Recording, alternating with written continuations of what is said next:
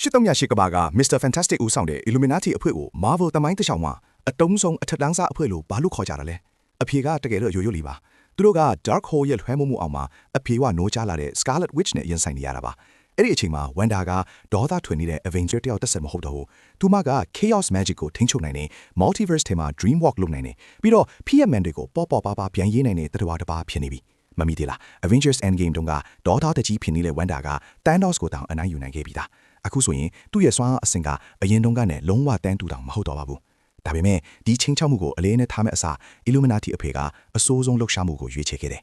IQ 150ရှိတဲ့ Mr. Fantastic က Scarlet Witch ချီမာတင် Black Bolt ရဲ့အကြီးဆုံးအားနည်းချက်ကိုရှင်းပြခဲ့တာ Black Bolt ကိုယ်တိုင်ကလည်းဂုဏ်ယူပြီးချီးကျူးတာတွေကိုသဘောကျနေခဲ့တာပေါ့မမေ့ပါနဲ့ဦးဒီလူက Inhuman ဖျင်သူ့အထံတစ်ချက်တည်းနဲ့ Thanos ကိုတတ်နိုင်တယ်ဖောက်ပြန်နေတဲ့ Doctor Strange ကိုတောင်ဖျက်ဆီးပေးနိုင်တယ်သူကအဖွေရလမ်းလျှောက်နေတဲ့ Nuclear ဘုံတစ်လုံးလိုပဲဒါပေမဲ့ Wanda ကစကားတခွန်းတည်းနဲ့သူ့ပါဆက်ကိုပျောက်အောင်လုပ်ပြီးသူ့ကိုယ်ပိုင်စွမ်းအားနဲ့ပဲအသေးရှူချပြီးတေဆုံးစေခဲ့လေဒီကားထဲမှာတော့အထည်အငေါ့အဆန်ဆုံးတေဆုံးမှုတွေကတခုပါပဲ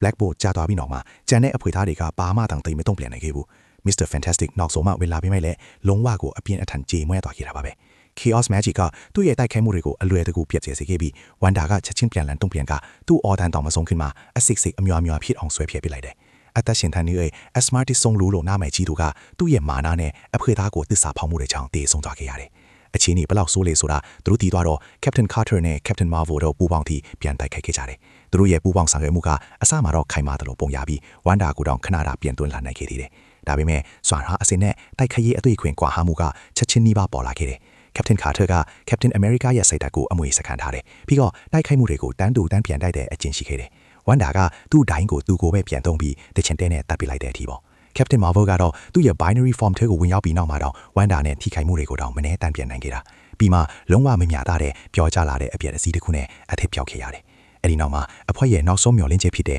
Professor X ရောက်လာတယ်ဘယ်လိုပဲဖြစ်သူက multiverse ထဲမှာအစွမ်းအထက်ဆုံး telepathy တွေထဲကတယောက်ပဲလေ theory ဆိုရင်သူက Wanda ကိုစိတ်ပိုင်းဆိုင်ရာရချင်းကတည်းပြန်ခေါ်လာနိုင်ခဲ့တင်တာဒါပေမဲ့လက်တွေကရစ်ဆက်ခဲ့တယ် Dark Hole ကြောင့်ဖော်ပြနေတဲ့ Scarlet Witch ကသူ့ထက်စိတ်ပိုင်းဆိုင်ရာအများကြီးတာလွင်နေခဲ့တယ်သူမကစိတ်အာရုံနဲ့ဘေးကိုဝင်ရောက်ပြီးသူ့လက်ဘင်းကိုအလွယ်တကူရိုက်ချိုးလိုက်ကတိုက်ပွဲကိုချက်ချင်းအဆုံးသတ်လိုက်တယ်အဲ့လိုနဲ့ပဲရှစ်တုံးရရှိကဘာက Illuminati အဖွဲ့တစ်ခုလုံးအရှင်းလင်းခတ်လိုက်ခဲ့ရတယ်ဒါကြောင့်ပြဿနာက Illuminati အဖွဲ့အားနည်းကမဟုတ်ခဲ့ဘူးသူတို့က Infinity Stones လေးလုံးကင်ထားတဲ့ Thanos ကိုတောင်အနိုင်ယူဖို့တဲ့သူတွေပြီးတော့ Multiverse သူတေသနာမှာလည်းတခြားသူတွေထက်အများကြီးရှေ့အောင်နေခဲ့ပြီးသားသူတို့ရဲ့အဖွဲ့ဝင်တွေကအထက်တန်းစားတွေပဲမေးစရာတော့မလိုဘူးတကယ်ပြဿနာကရိုးရိုးလေးပါသူတို့ကဘယ်ရှိကမှမလိုက်နာတော့တဲ့ Scarlet Witch တယောက်နဲ့ရင်ဆိုင်နေရတာသူမရှိမှာတော့မာနာကြီးတာကိုယုံကြည်မှုလွှမ်းခဲ့တာရန်သူကိုအထင်သေးတာတွေကခွင့်မလွှတ်နိုင်တဲ့အဖြစ်တွေဖြစ်ခဲ့တယ်